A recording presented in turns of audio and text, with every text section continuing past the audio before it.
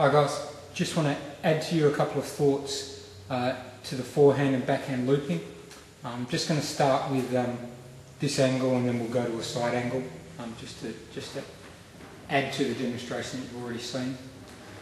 What we're trying to do with the forehand loop is we're trying to get our whole body involved into the stroke in such a way that it adds to our power, it adds to our speed and our spin, but it also allows us to recover for the next ball easily.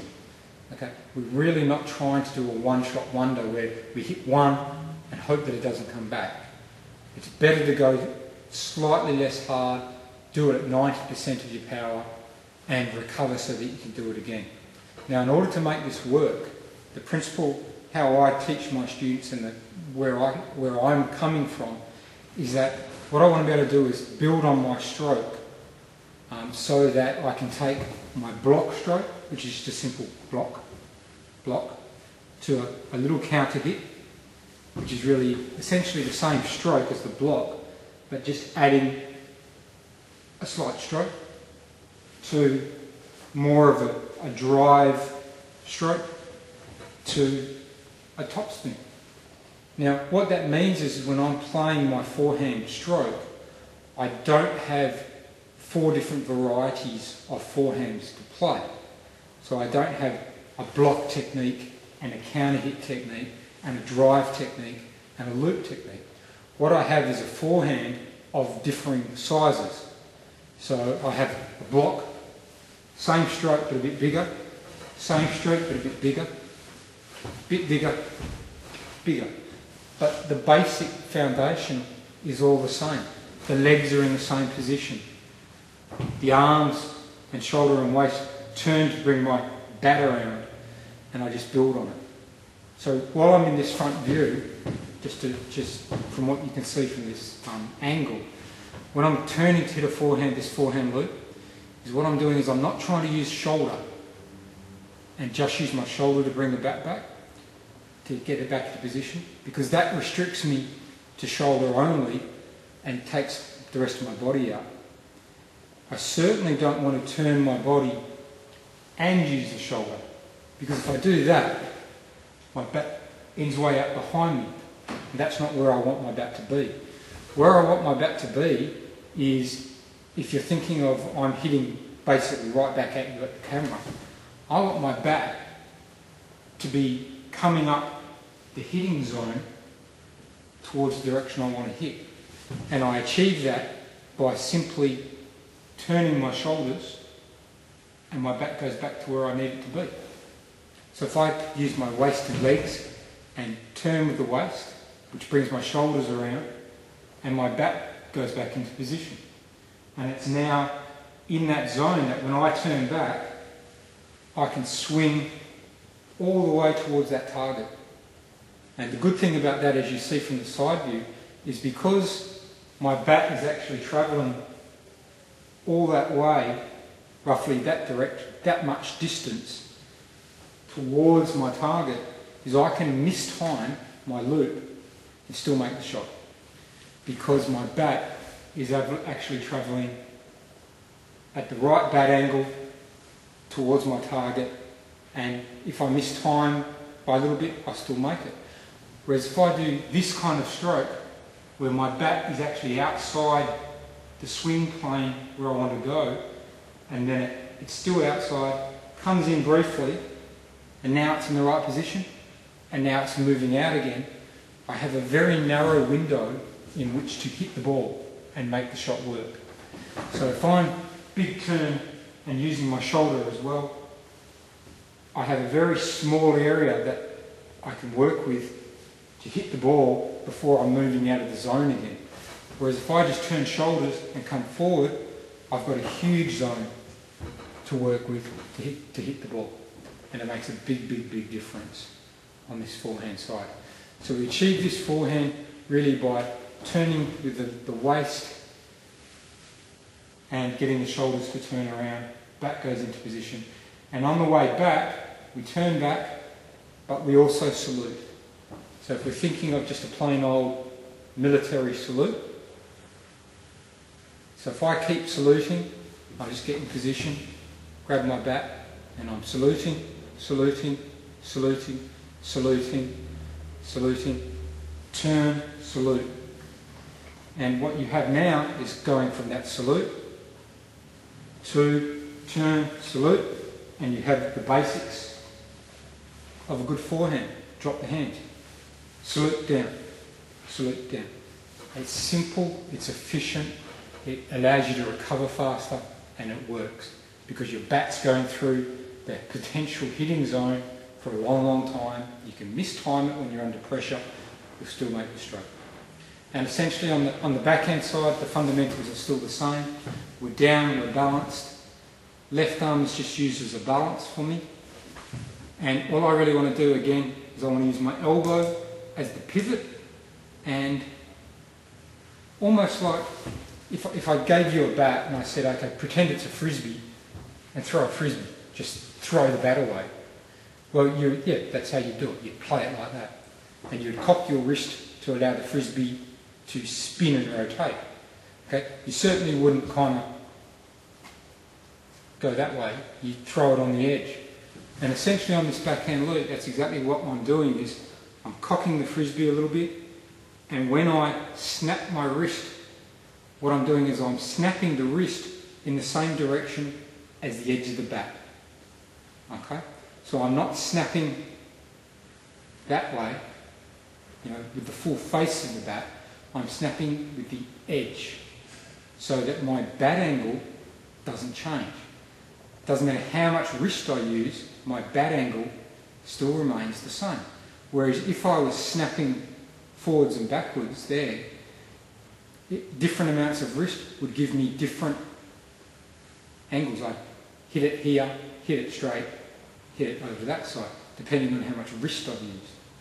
Whereas by snapping in the same direction as the edge of my bat, whether I snap a little or a lot, I'm still going to make the same contact, and I'm just varying the amount of topspin. So that makes it a lot easier. So again, it means I can make a mistake with my wrist a little bit, and it won't mean I won't spray the ball all over the place. Secondly, in terms of where I swing down to, in between the legs, not out to the side. So we don't swing here and come across. We swing down, basically between your left knee and the middle of your body, and use the elbow as the pivot and out. Okay? I don't lift my upper arm too much. Okay? Certainly not above there. And again, just go in slow-mo, watch it in slow-mo, and it's just if I'm lifting my upper arm, what I'm going to be doing is I'm going to be changing. Again, if you maybe watch from the side, I'll just leave this left arm. I'll come from the side. If I leave my elbow down like that, pretty much, I can play and my bat angle doesn't change. If I start to lift the elbow too much, I'm going to mess with my bat angle. I don't want that. I want a simple, easy bat angle. Up, forward, but not too much lifting of the elbow itself.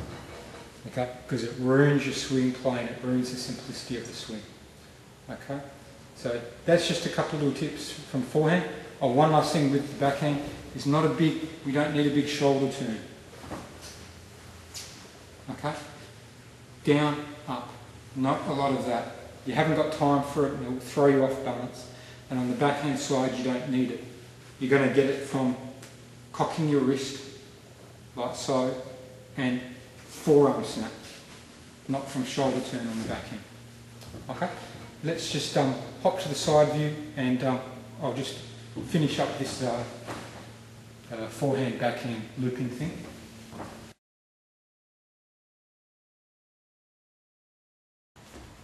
So to carry on with talking about the forehand loop, just from this side view, what we're looking for here is repeating what we talked about in the stance before. I want to wide legs, right foot back a little bit, good ready position. As the ball's coming, I'm going to turn with the legs and the waist to help me bring my shoulders around. Okay? So I'm like a spring. I want to bring the spring and tighten up the spring, coil it up, and then let it go under full control. Okay? So I'm turning the legs, turning, as I mentioned before, turning the foot so that it points out to the side, so I can go down on my knee without blowing out my knee. So turning the shoulders, not really moving a lot of arm from the shoulder, I'm turning shoulders so that my arm is still, I'm maintaining that rather than bringing the arm out. So turn into position, foot out here. I've now got weight, a lot of weight on my right leg and a little bit of weight still on the left, but more on the right. And I'm maintaining the other bit to be important is to maintain that forward lean that you've got. As you turn, still maintain the forward lean. Okay? We don't want to go backwards. Can you see the difference between forward lean, keeping the forward lean, versus being there and going backwards and coming up straight? This is uncomfortable. I feel very uncomfortable like that, and my balance is not good. Okay? Whereas if I'm there, my balance is very good. I'm very stable and very comfortable. So having this right foot back just allows me to really get back onto the right leg. The back's gone back just because I've turned my shoulders a little bit, and it's in position. And then what I'm going to do is basically, people say it's the waist, then it's the hips and the waist and the shoulders. I just turn, just whatever's comfortable for you. You don't have to really think waist, hip, no. Hips, waist, shoulders. Just turn back. And again on the forehand, if you want to add wrist, try not to add wrist in that direction. Try to add wrist in the same direction as the edge of the bat. That way you'll add topspin, you'll add safety, but you won't change your bat angle as you swing. And that way, if you miss the ball a little bit, you'll still, if you mistime it, you'll still make good contact. Whereas if you swing too much with your wrist that way, if you get it wrong, you'll sometimes spray it there, or that way. So try not to snap this way. Go in line with the edge of the bat, in the direction, snap in the direction that you're swinging, and everything will work a lot better. Again, the second reason, as I was talking before about bringing your bat back, when my bat's back here, and I'm aiming in a certain direction, from here to roughly here, there to there, my bat's maintaining the same angle, and I can make contact, and I'm still going to have a fairly good result. So I can miss time if I'm trying to hit the ball there. I can be there, or I can be here, and I'll still make contact and still get a decent result. That's important when you're under pressure. Whereas if I was doing the old arm behind the back, and then swinging back in and out, I've got maybe this much to get it right before I'm moving out of the swing zone again. That's harder to do under pressure. Okay? It's not a bad shot, it's just a more advanced technique that requires greater precision, greater timing. It's more demanding. So it has its place. But in your basic loop, just to there and come through this hitting zone without trying to curve my bat. I'm not trying to curve or curve. I'm going through at basically straight line and just using the snapping of my elbow to move my bat up. So viewed from the side, I'm not curving, I am coming through straight line, straight line, straight line. And my weight goes from back here, back to, not really on my left leg, but more to the middle and down again. If I'm hitting really hard, maybe a little bit on the left and then back. But generally, just from onto the right, back to balance, drop the hands, and you're ready again. And again on the backhand side, I'm here, that comes back. It can go down there. If it's against backspin, I might go down there. Against topspin, I'll come to higher. If I'm too upright, I haven't got room. So by leaning forward, I make some room and swing. Up, forward, and basically the backhand should be technically quite simple. Just down, frisbee it, frisbee it, frisbee it. On the forehand against backspin, back comes down to here, up. And again, it's not a curve, lift it, it's simply against backspin, down to there, up, up. Against topspin, back, forward, forward. So against topspin, backspin, backspin, topspin. So we're trying to swing that from the side, it's a straight line, no funny curves. Because if you curve, your bat's at the wrong angle, it's at the wrong angle, it's at the right angle, it's at the wrong angle. So if you curve it, there's only a very small time that your bat's at the right angle. Again, wrong angle, right angle, wrong angle. So by curving your swing, you're reducing the amount of time that your bat's actually pointed at the correct angle. If you swing in a straight line and you learn how to get the bat angle right, which is important, it must be right, but once you learn to get it right, by swinging technically correct, what you're doing is all that way, it's at the correct angle, which is important. And again, it comes down to technique. The basic technique is simple, it's repeatable, and it's effective. Why is it effective? Well, because really, you're down, you're balanced. It's a very simple takeaway, there's not much that can go wrong. There's no excessive arm movements. Brings the bat back into position, you turn back and you salute. And there's really not much that can go wrong with that. You can't mess with it too much. It's hard to make too much of a mistake with it.